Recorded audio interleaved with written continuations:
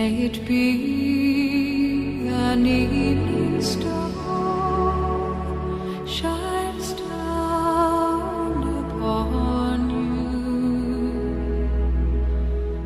May it be when darkness falls, your heart will be true. You walk a lonely road, oh how far you are from home.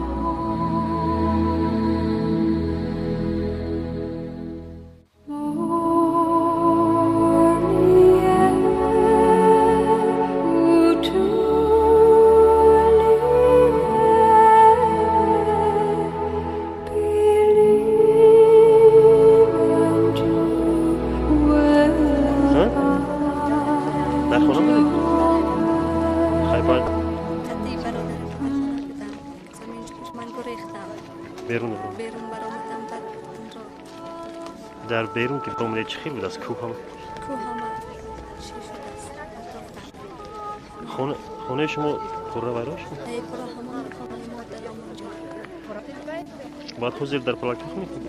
بله بعد از در پلاکه خوب میکنم گر جای نداره در مکتب نمیشه خوب در مکتب نمیشه نمیدونم من خطی پدر خود زندگی میکنم پدرم 3 فرزند داره یک تا استودنت یک من نیست من کار میکنم و یک تا 4 ساله است طلبه نداره کودکای شما مکتب خونه هستن؟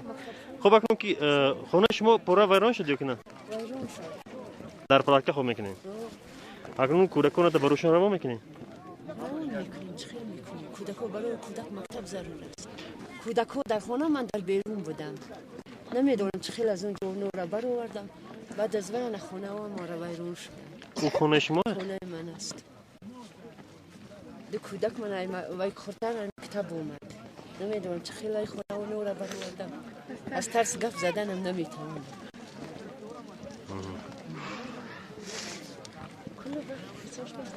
اونگاه که دیدم خانه من افتید من قطعی آن کمپیر تماما رو رفتن نمیتواند شما در بیرون بودین اون وقت؟ نه من در خانه بودم خانه من تماما لنگار شده اما وقتی که من در خانه بودم زمین لرزه سر شد مامان من رو رفتن نمیتواند اما وقتی که وای رو گرفتم در زیر امان خانه دوم رفتم اما افتید ای زیر من افتید بالایش من افتید آن وقتی که دیدم ای ترس خود را هم گم کردن لیکن بی هم را آخر گرفته اکم در پیش من بود و پیش اکای تودم اکم در زیر در بود اون افتید بی بیچاره من را غلطید ما وای رو از پای وای شده مادر من در زیر چرخه او از زیر چرخه خانه من در زیر چرخه خانه مرا ولنگار کرده بعد هم خلا آمدم پلکمون نداریم اکنون از وقتی زمین لرزه تو به امروز پنجم روز است؟ پنجم روز شده ما در پلکه خواب میکنیم. خب آیا شما باوری داشتید که روز میشود پیش ما میرسند؟